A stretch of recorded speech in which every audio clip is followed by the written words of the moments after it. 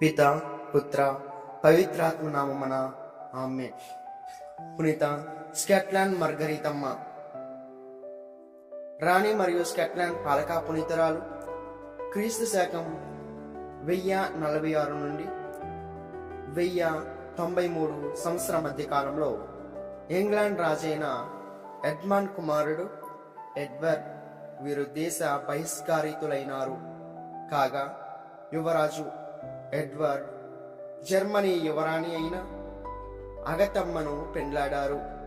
అగతమ్మ Hungary దేశ రాజైన పునీత స్టెఫెన్ గారి పట్టమహిష్కి దగ్గర బంధువు, సోదరుడు లేక సోదరి బిడ్డ.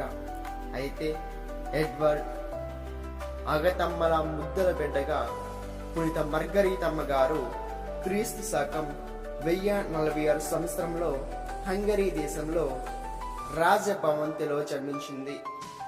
అక్కడే పునీత స్టెఫెన్ గారి రాజభవనంలో తిరుగుతూ పెరిగింది. వీరి కుటుంబం హంగేరీ నుండి తిరిగి ఇంగ్లాండ్ చేరుకుంది.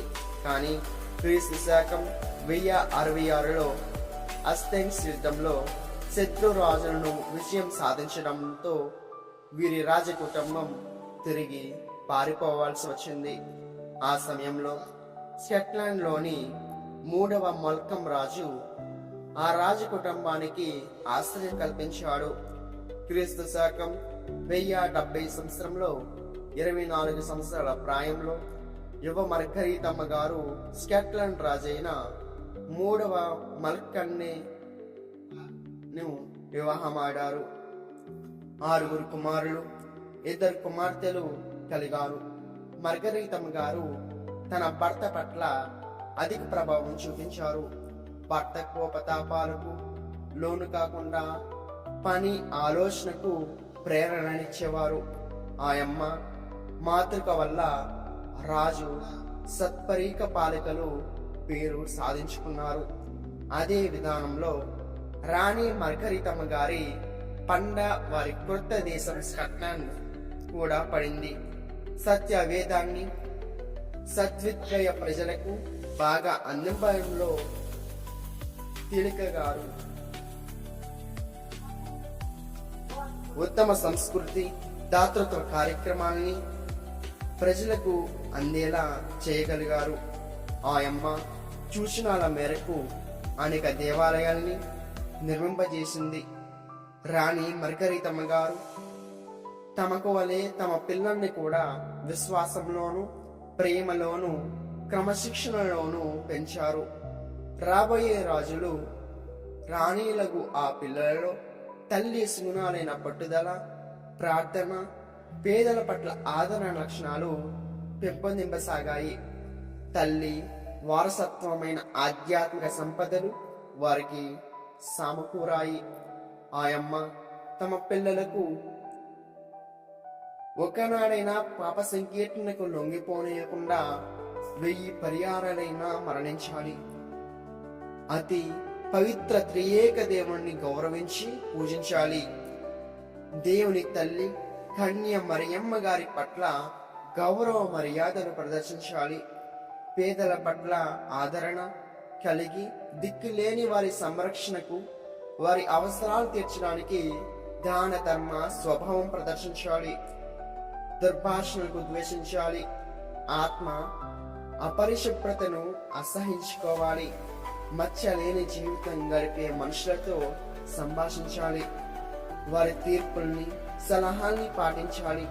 కథోలిక విశ్వాసాన్ని కాపాడుకోవడంలో స్థిరంగా దృఢంగా చాపలత్వం లేకుండా ఉండాలి. ఆదర్శ క్రైస్తవ పుణ్యాత్మలకు మార్గరీతమ్మ మార్గదర్శకులయ్యారు. ఆ యుగ వ్యక్తిగత పవిత్రత, భక్తియుత, దీనత, దాన గుణం వంటి సిగ్నాలు అనేక రాజులు, ధనవంతులు, స్కాట్లాండ్ ప్రజల్లో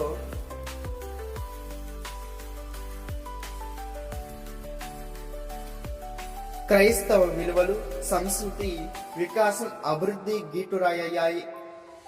ఎన్ని పనులున్నా కానీ దేవాలయ సలహా, సంఘ సమావేశాల్లో పాల్గొని చర్చల్లో మాట్లాడేవారు. రోమన్ పూజా విధానానికి ప్రాధాన్యతనిచ్చేవారు. లెక్కలేనన్ని గుడులు, మఠాలు, దాతృత్వ సంస్థలు ఏర్పాటుకు ధారాళంగా విరాళాలిచ్చారు. దర్బున్ పట్టణంలో నిర్మింపబడిన పవిత్ర త్రియేక దేవాలయం వారి దాతృత్వానికి సాక్ష్యంగా నేటికి చెక్క చెదరక ఉంది. తండులో అమానుష నిర్బంధ బానిస విధానాన్ని రద్దుపరచడమే కాక నీతి న్యాయము పరిడవిల్లా చేశారు. సక్సన్ బానిసలకు స్వేచ్ఛ ప్రదర్శించడం, యజమానులకు ధనాన్ని ఇచ్చారు. పునీత మార్గరితమ్మ గారి ప్రార్థన చేసుకోవడమే కాక నేర్పించేవారు. భోజనం చేయడానికి ముందు తర్వాతి ప్రార్థన తప్పక చేసేవారు. దైవ కృపకై చేసే ఈ ప్రార్థనకు శతాబ్దాల తరబడి పునీత మార్గరితమ్మ ఆశీర్వాదం పేరిట స్వల్ప జపాలు చెప్పబడ్డాయి. పేదలకు స్వయంగా సువార్తను బోధించేవారు. తమ రాజ్య ప్రసాద కోటలో పెద్ద వరండాల్లో రోజుకు 300 మంది పేదలకు అనుదిన అన్నదానం జరిపించారు. రాజు రాణి కూడా తరచూ ఈ కార్యక్రమంలో స్వయంగానే పాల్గొనేవారు.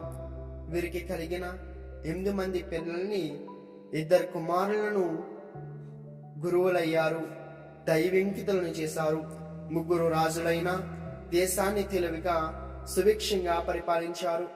ఒక కుమార్తె ఇంగ్లాండ్ ప్రభువైన 1వ హెన్రీ రాజును వివాహమాడారు. ఆమె పేరు పునీత మెటిల్డా. ఇంగ్లాండ్ చరిత్రలో రాణి మట్ పేరుతో మంచి కీర్తి ప్రతిష్టలతో గౌరవం అందుకున్నారు. క్రీస్తు శకం 1093 సంవత్సరంలో విలియం రూపీస్ అనబడు శత్రురాజు స్కాట్లాండ్ పై దండెత్తి వచ్చి ఆల్నిక్ కోటలో జయించాడు. ఆ సమయంలో పునీత మార్గరితమ్మ గారు జబ్బుతో ఎడిన్బర్గ్ కోటలో మంచం పట్టింది. నిస్సహాయకంగా ఉన్నారు. యుద్ధంలో ఆ అమ్మ, చరామల్కం రాజు, ఒక కుమారుడు ఎడ్వర్డ్ రాజు చనిపోయారు.